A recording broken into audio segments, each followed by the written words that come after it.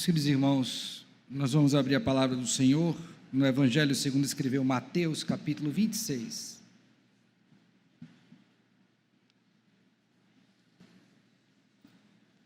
Mateus, capítulo 26, eu farei a leitura do verso de número 31 até o 35. Abra sua Bíblia, deixe aberta, nós vamos orar e depois eu farei a leitura.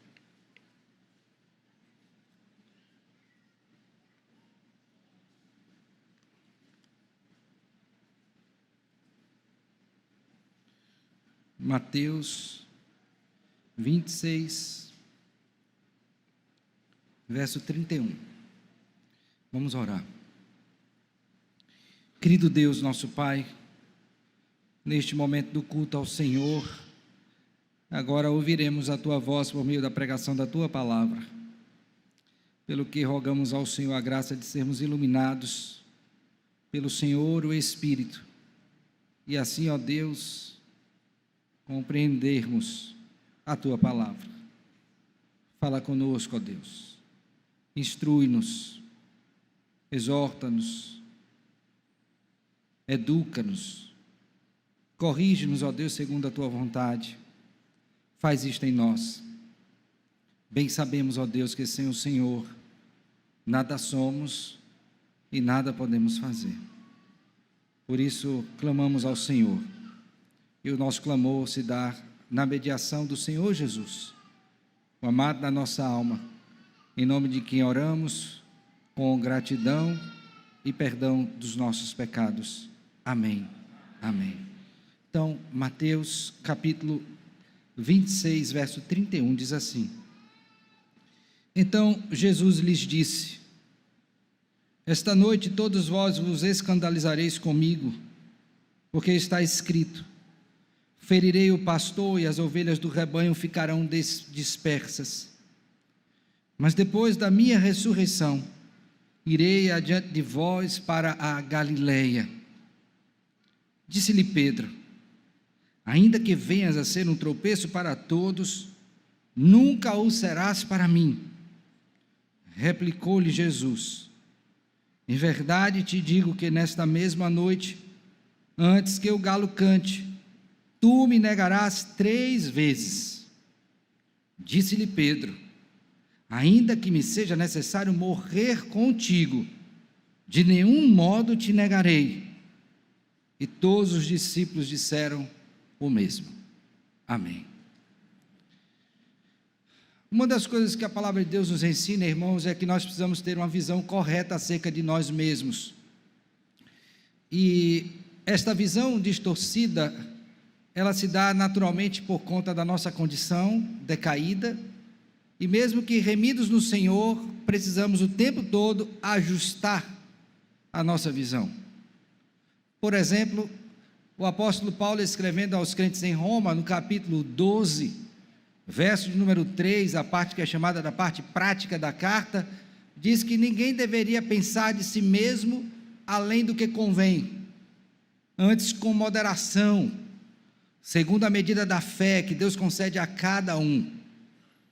Notamos nesse texto, portanto, que o apóstolo Paulo está de modo muito claro dizendo a você o seguinte: hoje, Deus falando com você, cuidado com o que você pensa acerca de si mesmo.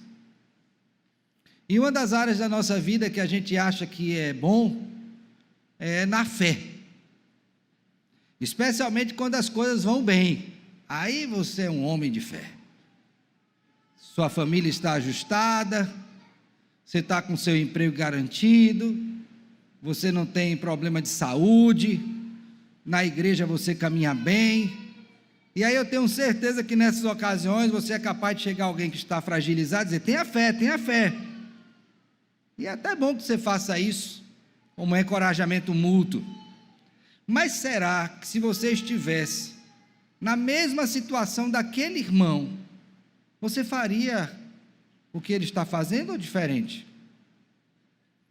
Você agiria deste modo ou de modo contrário? Como é que você faria? Pense sobre isto. Pense muito sobre isto. O texto que nós acabamos de ler, irmãos, deve ser lido à luz de algumas premissas básicas, importantíssimas para a compreensão devida do mesmo. A primeira delas é que, ao ler esse texto de Mateus capítulo 26, eu preciso ter consciência de que o Senhor Jesus, o Rei Jesus, ele está conscientemente passando por toda essa situação aqui descrita pelo evangelista. Cristo sabia que era a última Páscoa que ele participaria. Cristo sabia que ele seria traído e quem o trairia. Cristo sabia que os seus discípulos o negariam, e particularmente o próprio Pedro. Cristo sabia que ele seria preso, julgado injustamente, condenado injustamente, e que seria crucificado, portanto passaria por uma morte horrenda. Ele estava ciente disso tudo. E por que eu estou dizendo isso, irmãos? Porque no verso de número 2 do capítulo 26, você pode ler comigo o seguinte: sabeis que daqui a 2 dias celebrar-se-á a Páscoa, e agora observe, e o Filho do Homem será entregue para ser crucificado. Cristo estava consciente. A gente não pode deixar de pensar desse modo, porque o texto é muito claro em afirmar isso. Mas se por um lado o Senhor Jesus Cristo estava consciente destas coisas, os seus discípulos não. Mesmo tendo ouvido estas coisas, de algum modo eles queriam como que fugir dessa situação, não passar por ela, não submeter a todo esse processo. E Cristo disse: não é assim, vai ter que ser desse modo, porque está soberanamente decretado, eu vou padecer por vocês.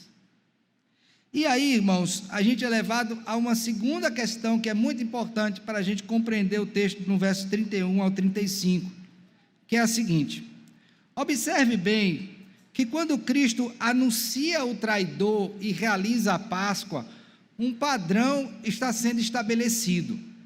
Cristo anuncia o que vai acontecer e em seguida ele faz uma promessa com relação àquele evento.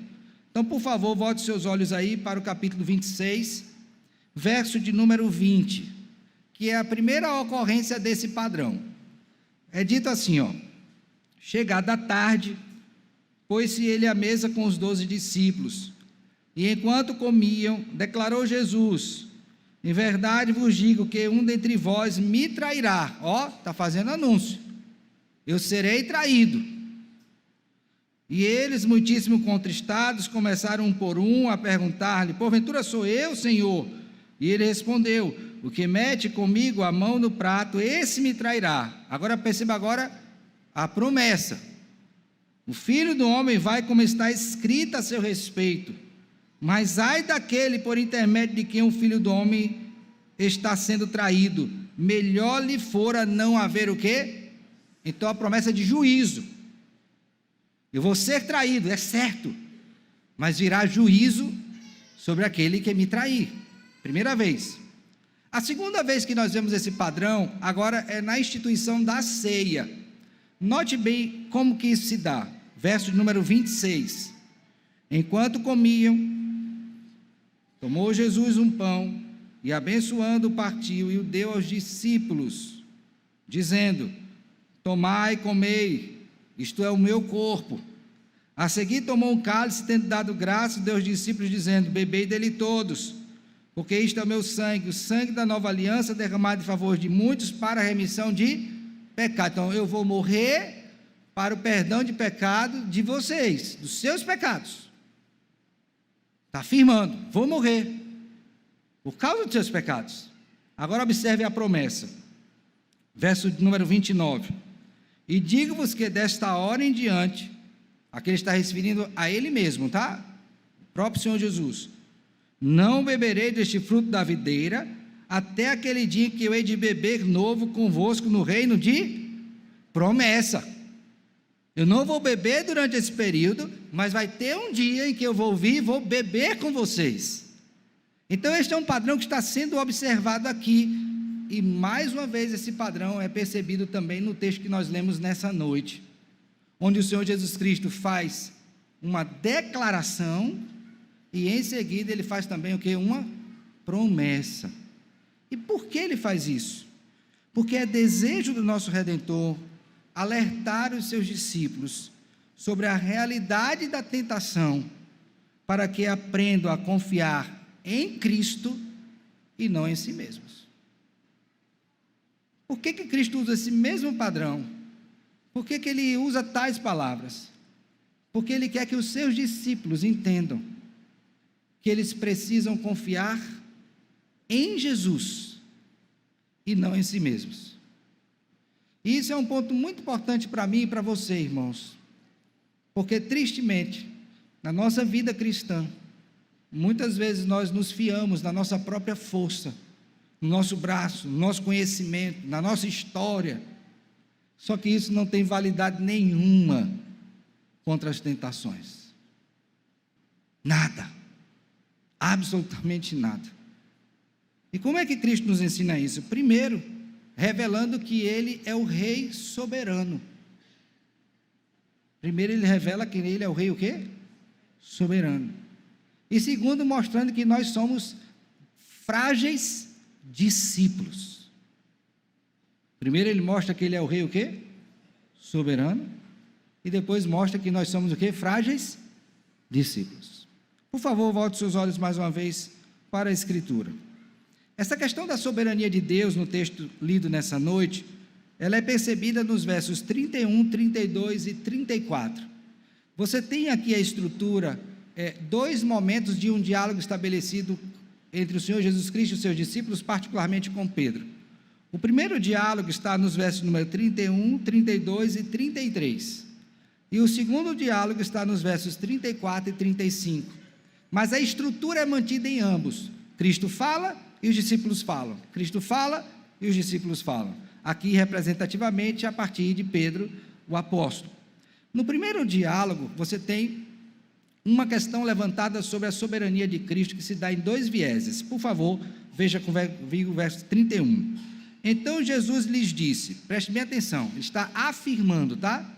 Esta noite, por que esta noite? Porque Cristo saiu da ceia, e o período que está aqui envolvido, do término da ceia até o momento da sua entrega, está aqui de aproximadamente 3 a 4 horas. Então Cristo está fazendo uma previsão, anunciando profeticamente, que daqui a 3 a 4 horas este evento vai acontecer.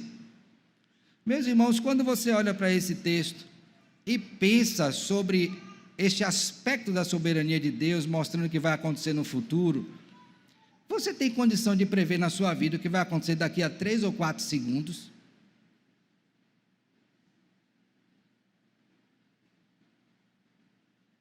Não tem. Não tem mesmo. Cristo está afirmando em sua soberania que esta noite, ou seja, daqui a 3, 4 horas, vocês vão se escandalizar comigo. Já pensou se o que Cristo acabou de dizer aqui não acontecesse? Mas aconteceu, do modo como ele falou, com a precisão anunciada por ele. Os discípulos se escandalizaram com Cristo. Então este é o primeiro aspecto. O texto prossegue e diz assim, esta noite, não é? Todos vós vos escandalizareis comigo. Segunda coisa, todos. Cristo não está dizendo, olha, só Pedro, ou só André, ou Pedro, Tiago, João. Não, ele está dizendo todos vocês. Aqui é mais um aspecto da soberania de Deus sendo revelada, mostrando quais são os caminhos que os discípulos adotarão. E aqui eu imagino que você, ao ouvir isto, deve trazer à memória o Salmo de número 139, quando diz que todos os nossos dias estão escritos e determinados pelo Senhor, quando nenhum deles havia ainda.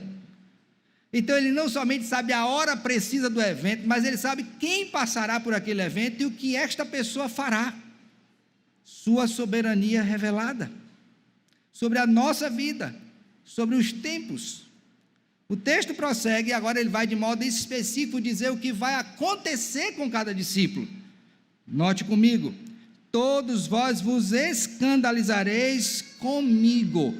Vocês vão se escandalizar comigo. E aqui eu quero fazer uma ressalva muito importante, porque se você fizer a leitura do Evangelho segundo escreveu Mateus, você vai achar o seguinte, espera aí, essa palavra escândalo, ela foi usada pelo próprio evangelista Mateus para falar acerca de pecado.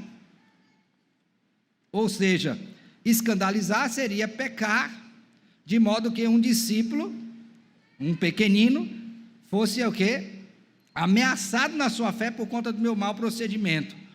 Mas não é isso que o texto está dizendo. O texto não está dizendo que Cristo iria pecar daqui a 3, 4 horas e os discípulos ficariam escandalizados. Ah, meu Deus, o Senhor pecou. Não é isto. O que ele está dizendo é que este escândalo é aquela questão relacionada à pedra de tropeço. Por favor, abra sua Bíblia em 1 Pedro capítulo 2, verso 4. Primeira Epístola de Pedro, capítulo 2, verso 4. É nesse sentido que o escândalo está sendo posto. Não que Cristo tenha pecado, mas que o que aconteceria com ele seria um escândalo. Então veja comigo, verso 4. Chegando-vos para ele, Cristo, a pedra que vive, rejeitada, sim, pelos homens, mas para com Deus eleita e preciosa. Também vós mesmos, como pedras que vivem, sois edificados casa espiritual para ser de sacerdócio santo, a fim de oferecer sacrifícios espirituais agradáveis a Deus, por intermédio de Jesus Cristo. Pois isso está na Escritura: eis que põe em Sião uma pedra angular, Cristo, não é? Eleita e preciosa, e quem nela crê não será de modo algum envergonhado. Para vós outros, portanto, os que credes, é preciosidade, mas para os descrentes, a pedra que os construtores rejeitaram, essa veio a ser a principal pedra angular, e pedra de tropeço, e rocha de... São esses que tropeçam na palavra. Então veja que não está sendo dito que Cristo vai pecar, mas que ele será um tropeço para aqueles que não confiam verdadeiramente nele. Na verdade, Cristo está cumprindo muito obedientemente a vontade do seu Pai. Então ele não está fazendo ninguém pecar, no sentido de que ele pecou e você observaria e ficaria escandalizado com isso. Não, a obra dele é um escândalo. Para quem? Abra sua Bíblia agora, 1 Coríntios capítulo 1. Quando o apóstolo Paulo vai falar sobre o seu ministério junto aos crentes em Corinto, você vai notar no capítulo 1 que a pregação acerca de Cristo Jesus, ela é um escândalo. Veja comigo. 1 Coríntios capítulo 1, verso 20. Vou ler a partir daí. Onde está o sábio? Onde o escriba? Onde o inquiridor deste século? Porventura não tornou Deus louca a sabedoria do mundo? Visto como na sabedoria de Deus o mundo não o conheceu por sua própria sabedoria, aprove a Deus salvar os que creem pela loucura da pregação. Agora observe bem, porque tanto os judeus pedem sinais, como os gregos buscam sabedoria, mas nós pregamos a Cristo crucificado. Agora o que é Cristo crucificado? Escândalo para os judeus, e o que? Loucura, mas para nós que fomos chamados, é a sabedoria de Deus. Ou seja, quando Cristo está dizendo aos seus discípulos, em Mateus 26, que eles ficariam escandalizados, não é que Cristo iria pecar, e eles ficariam escandalizados, até porque Cristo não podia pecar, ele é Deus santo. O escândalo seria, ao ver a obra de Cristo sendo realizada, eles olhariam aquilo e arrefeceriam na sua fé, negando ao Senhor. Era esse o escândalo. Então, soberanamente, Deus mostra quando aconteceria, com quem e o que. Isso revela o quê? Sua soberania em todos estes eventos. Mas aí nós temos o verso 34, que mostra de modo agora mais específico, um recorte específico na vida de Pedro, ok? Então ele falou de todos os discípulos, agora ele vai falar de Pedro especificamente. Ou seja, ele é soberano sobre a vida de todos, e é também soberano sobre a vida de um só. Verso 35, por favor, veja comigo. 34, digo. Replicou-lhe Jesus: em verdade te digo, olha agora a expressão, que nesta mesma noite, mais uma vez tempo, agora observe bem, antes que o galo cante. Vê a precisão? Tu me negarás 3 vezes. Meus irmãos, eu não sei quanto a você, mas quando eu leio essa passagem, que eu vejo a precisão com que Cristo está falando isso, e como isso se desenrola acontecendo do mesmo modo que ele falou, eu fico embasbacado com a soberania do meu Senhor. Ele sabe tudo sobre mim. Ele sabe meu nome. Ele conhece meus pais. Ele sabe o dia que eu nasci, a hora, o segundo. Ele conheceu todas as minhas enfermidades, todas as minhas dificuldades. Ele sabe do meu agora, ele sabe do meu futuro. Por que isso? Porque Ele é o Deus soberano em quem devemos confiar. Porque Ele decretou todas as coisas para a sua glória e para o meu bem. E uma vez que Ele me conhece com tamanha profundidade, a coisa mais sábia que eu poderia fazer é me colocar diante dos seus pés, reconhecer a minha pequenez e a sua grandeza. É dizer: Senhor, eu não sei nada. E é interessante percebermos, irmãos, isto, porque foi exatamente isso que aconteceu com Pedro. Lembra que Pedro traiu o Senhor Jesus, está aqui relatado, e João mostra isso. Por favor, abra sua Bíblia em João, capítulo 20. Quando o Senhor Jesus Cristo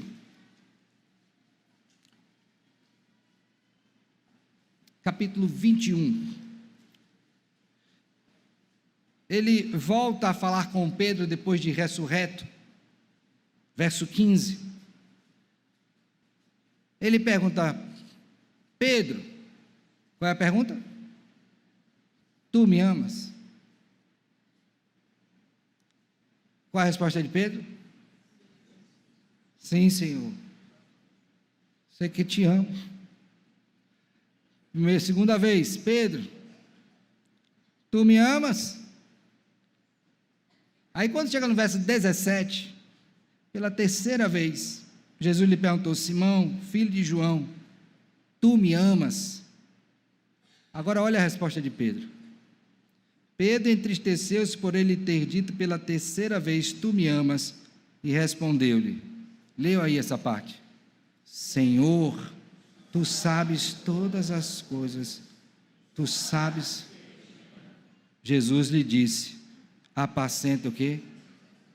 Note a resposta de Pedro. A primeira palavra que ele diz é Senhor. Essa palavra aí é a palavra Kyrios, que aponta para soberano Deus, aquele que tem governo sobre tudo e todos. Aquela lição que foi ensinada pelo Senhor Jesus Cristo agora em Mateus 26, foi aprendida por Pedro, que é a lição que eu e você precisamos aprender hoje, e que mostra se nós de fato temos uma visão correta sobre nós mesmos, porque qualquer visão sobre nós mesmos só será precisa se antes olharmos para o Senhor, porque é a partir do conhecimento de Deus que nós temos conhecimento verdadeiro sobre nós mesmos, não há como inverter. E aí eu entendo a ordem de Mateus, não é? E você também deve entender, que primeiro ele apresenta Cristo como soberano, que tem controle sobre tudo, o tempo, a hora, o modo, o que vai, tudo. E foi isso que Pedro aprendeu: Senhor. A segunda palavrinha de Pedro que está aí na resposta é: tu sabes todas o quê?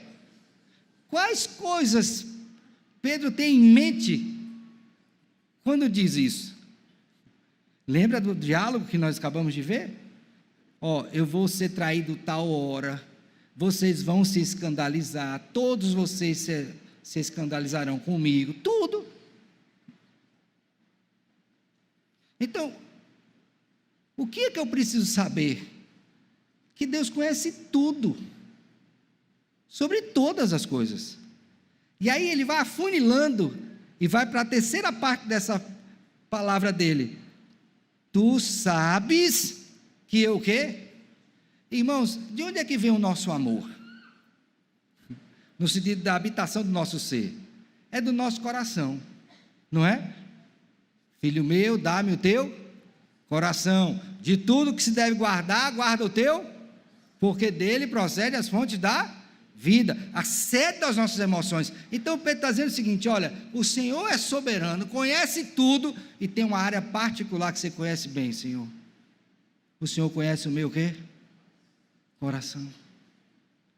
Então, eu queria que você olhasse para esse texto e entendesse que a primeira razão pela qual eu não devo depositar confiança em mim mesmo é porque há um soberano Deus que me conhece bem, tudo sobre mim, e eu não posso de modo algum orgulhoso bater no peito: eu posso, eu faço. Faz nada, você está iludido. Cristo mesmo disse: sem mim nada podeis fazer. Mas você acha que a gente aprende? Não aprende. Então agora vamos para a segunda parte do texto. Por que eu devo confiar no Senhor? Primeiro, porque Ele é soberano. Segundo, porque eu sou um frágil discípulo, como Pedro. Antes de entrar na explicação desse texto, verso número 33, eu quero trazer à sua memória que esse mesmo Pedro chegou para o Senhor Jesus Cristo e disse para ele o seguinte: Senhor, não vai para Jerusalém não, que vão te matar, longe de ti isso. O Senhor Jesus Cristo volta-se para Pedro, eu estou aqui parafraseando, diz para ele o quê? Arreda, Satanás, porque tu não cogitas das coisas do Espírito. Esse mesmo homem que tinha acabado de fazer uma declaração preciosa e verdadeira: tu és o Cristo, o Filho do Deus vivo, agora estava tentando dissuadir o Senhor Jesus Cristo a não ir para a cruz. E ele ouve essa repreensão severa, mas ele não aprendeu. Na situação que o texto descreve, quando Cristo fala do escândalo, o que é que Pedro faz? Por favor, veja comigo o verso número 33. Disse-lhe Pedro: ainda que venhas a ser um tropeço para todos, olha a arrogância de Pedro, viu? Pode ser para todo mundo, mas nunca o serás para mim. Meu irmão, como nós somos parecidos com Pedro, não é? Eu estava hoje, depois da reunião que a gente teve na junta diaconal, fui para casa refletindo sobre algumas coisas, e nós tratamos sobre a questão das crianças no culto, que será um tema que posteriormente nós vamos falar com a igreja. E eu fiquei pensando o seguinte: enquanto a gente não tem filho, não é? A gente olha e diz assim: mas rapaz, esse pai, meu Deus do céu, meu Deus, está me incomodando tanto. Às vezes incomoda mesmo. Mas no dia que você tem o seu, como é agora?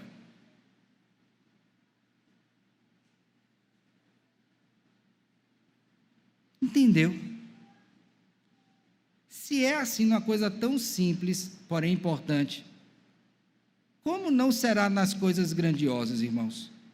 Isso mostra que nós somos prontos a afirmar nossa fé, nossa firmeza, nossa fidelidade a Deus, até que nós passamos pelo problema.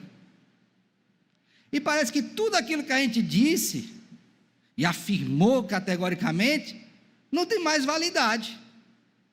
É isso que esse texto está mostrando, a fragilidade deste discípulo, porque ele é muito rápido em dizer, como foi outras vezes: Senhor, ainda que venha a ser um tropeço, ainda que venha, veja a arrogância, talvez não seja,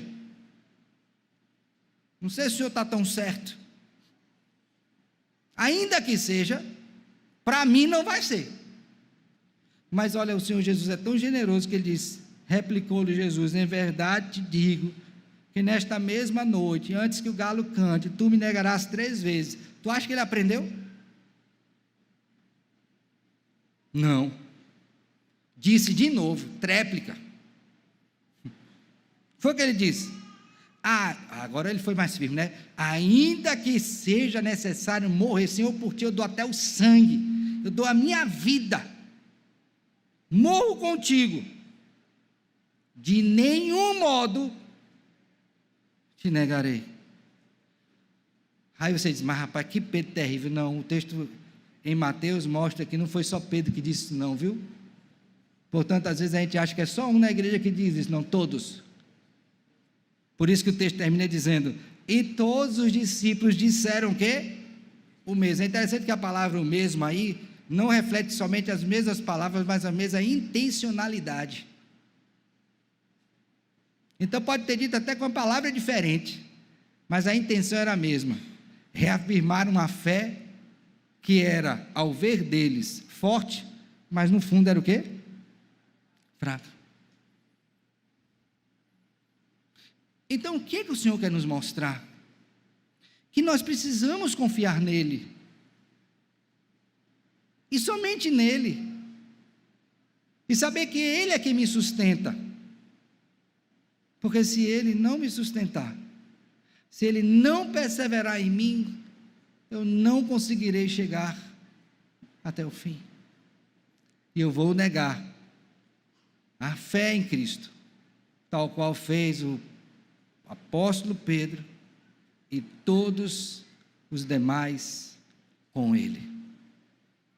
Mas aí eu quero lhe mostrar uma coisa boa. Lembra do padrão? Um princípio e uma promessa.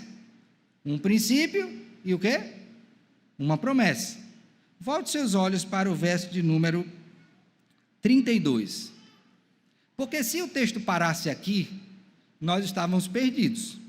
Porque revelaria a soberania de Deus, em quem nós devemos confiar, mas a nossa fragilidade.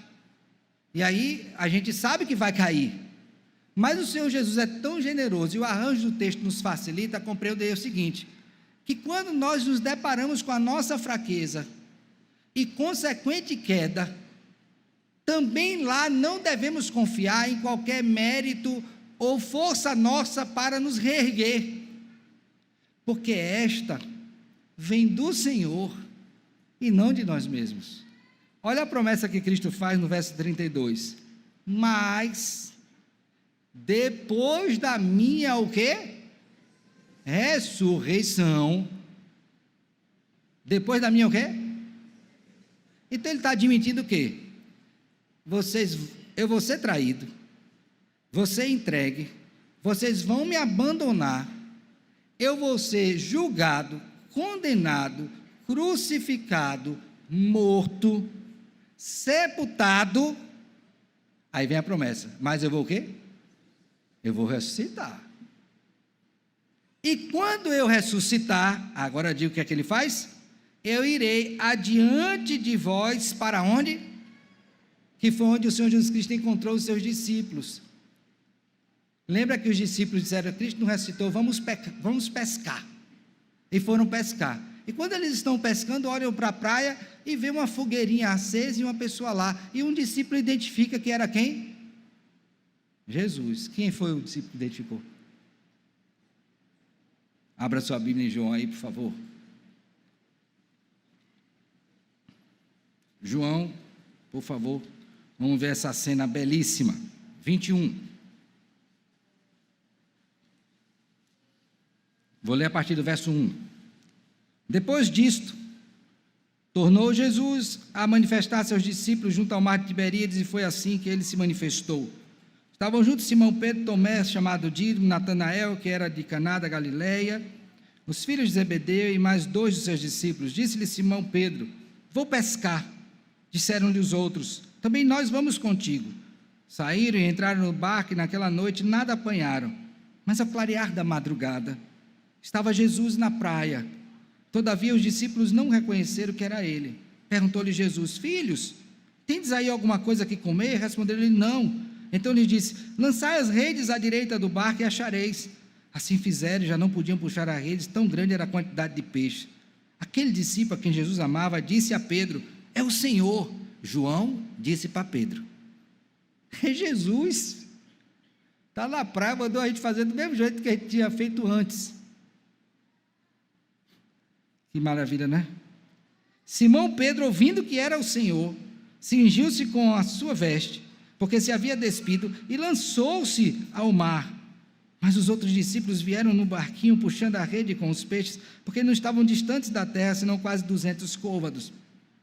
Ao saltarem em terra, viram ali umas brasas, e em cima peixes, e havia também pão. Disse-lhe Jesus: trazei alguns dos peixes que acabaste de apanhar. Simão Pedro entrou no barco e arrastou a rede para a terra, cheia de 153 grandes peixes, e não obstante serem tantos, a rede não se rompeu. Disse Jesus: vinde, comei. Nenhum dos discípulos ousava perguntar-lhe: quem és tu? Porque sabiam que era quem? Jesus. Quando eu ressuscitar, eu vou para Galileia, e lá eu vou me encontrar com vocês. Jesus mostrando a sua soberania, a sua bondade, o seu cuidado com os seus discípulos. Vocês vão me negar, mas eu não vou abandonar vocês. Essa é a promessa. E foi essa promessa que finalizou o texto de Mateus. E eis que estou convosco todos os dias, até a consumação. Vocês vão cair, vocês vão me negar, vocês vão pecar, mas eu não vou abandonar vocês. Por quê? Porque veja bem que no verso de número 28 diz: este é o meu sangue, o sangue da nova aliança, derramado em favor de vós, ou de muitos, para a remissão para perdão. Então confia em mim, disse o Senhor. Eu tenho perdão até para você que é infiel, que é orgulhoso, que confia mais em si mesmo do que em mim. Que lições eu gostaria de tirar para a nossa vida em termos de aplicação? A primeira delas é que você não deve desconsiderar a soberania de Deus, meu filho. E isso é uma verdade doutrinária que precisa ser reafirmada. O nosso Deus é soberano. Ele controla tudo.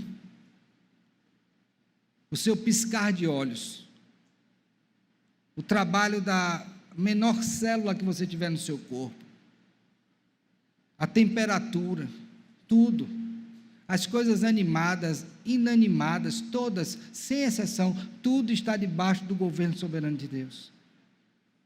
E você precisa entender isso.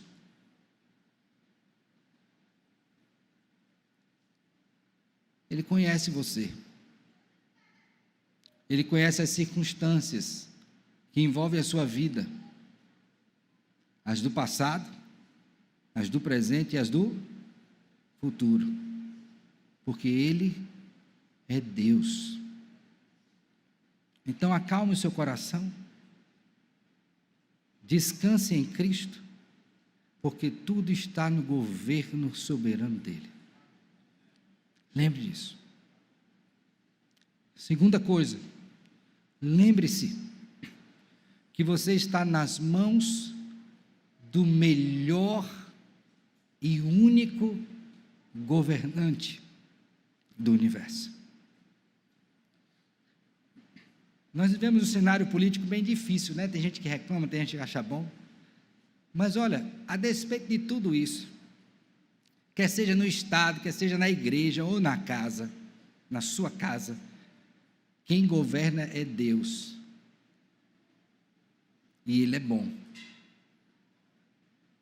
Então, mesmo quando nós estamos debaixo de intensa dificuldade, ou até de bonança, Deus em sua bondade está governando. Não esqueça disso. De sorte que eu posso dizer, juntamente com o apóstolo Paulo, que todas as coisas cooperam para o bem daqueles que amam a... Pronto. Você pode até chorar por uma adversidade, quem sabe se alegrar na outra, mas, meu filho, quando você assentar a sua cabecinha, lembre disso: meu Deus bondoso cuida de mim. Entendeu? Ele cuida de mim. E eu preciso descansar nisso. Porque só Ele pode cuidar deste modo. Ninguém mais. A terceira coisa que eu queria pensar com vocês: não saia daqui hoje achando que você é o bom, porque você não é. Bom só existe um, que é o quê? Deus. Não acho que você nunca vai negar: Senhor, eu tenho um conhecimento, olha, a Igreja Presbiteriana do Brasil tem a melhor doutrina, a doutrina mais firme. Eu creio nisso mesmo, nós temos uma doutrina saudável, creio mesmo. É bíblica, em todos os sentidos. Mas, meu filho, não é o seu conhecimento doutrinário que, em última instância, ele considerar firmeza na fé, não. E eu não estou dizendo que você não deva ter boa doutrina, não, por favor, não entenda dessa forma. Eu estou dizendo que se você se fiar nesse conhecimento apenas, você vai cair, meu filho. Pois quantos tiveram tanto conhecimento e hoje estão longe dos caminhos do Senhor?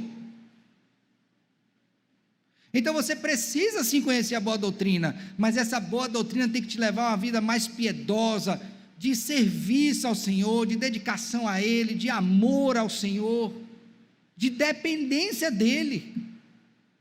Porque senão você vai para o inferno, meu filho, com a cabeça cheia de conhecimento. Não adianta. Se você ler Tito, capítulo 1, verso 16, vai dizer lá que aqueles em Creta diziam conhecer a Deus, e a palavra ali é bem interessante, de conhecimento mesmo, mas negavam por suas obras. Há uma relação entre aquilo que eu creio e aquilo que eu faço. E será muito bom para você, como será para mim, se baixar a bola e dizer: Senhor, eu preciso de Ti. Se o Senhor não me sustentar, eu vou padecer, eu vou negar, como fez Pedro e os demais, fizeram Pedro e os demais. Então a gente tem que ter humildade e reconhecer a nossa dependência de Deus, para que a gente continue firme na fé que glorifica ao Senhor. Mas eu quero encerrar dizendo o seguinte, irmão: lembra um princípio e uma promessa, um princípio e uma promessa. O texto de Mateus 26 termina com Pedro dizendo o quê? Eu não vou negar, e ainda que seja necessário morrer, eu vou o quê? Ficar firme. Ele ficou. Você acha que você é diferente dele? Com isso eu estou dando para você uma carta que lhe libera para pecar, porque você sabe que Deus... Não estou dizendo isso. O que eu estou dizendo é o seguinte, é que se você negou a Cristo ou tem negado, há caminho de volta em Jesus. Você pode se arrepender. Oh Deus, me perdoe. Como Pedro, eu fui precipitado, afirmei, reafirmei que nunca ia fazer isso, Senhor, mas eu fiz, está aqui, agora aqui estão as minhas mãos manchadas de sangue. Eu fiz o que eu disse que não faria. Mas teve alguém que fez o que disse que faria. Foi Cristo. Ele disse: eu vou morrer por vocês, e o meu sangue derramado será para a remissão dos seus pecados, para perdoar você. De modo que Pedro, mesmo tendo passado por isso, foi achado por Jesus, restaurado e posto como uma das colunas da igreja. Está lá o livro de Atos falando, mostrando que se há esperança para Pedro e para os demais discípulos, exceção de Judas, há também para mim e para você, caso você tenha tropeçado em Cristo Jesus. Que Deus tenha misericórdia da sua vida e que você possa confiar cada vez mais em Cristo e menos em você mesmo, nas suas forças. Que Ele nos abençoe. Amém.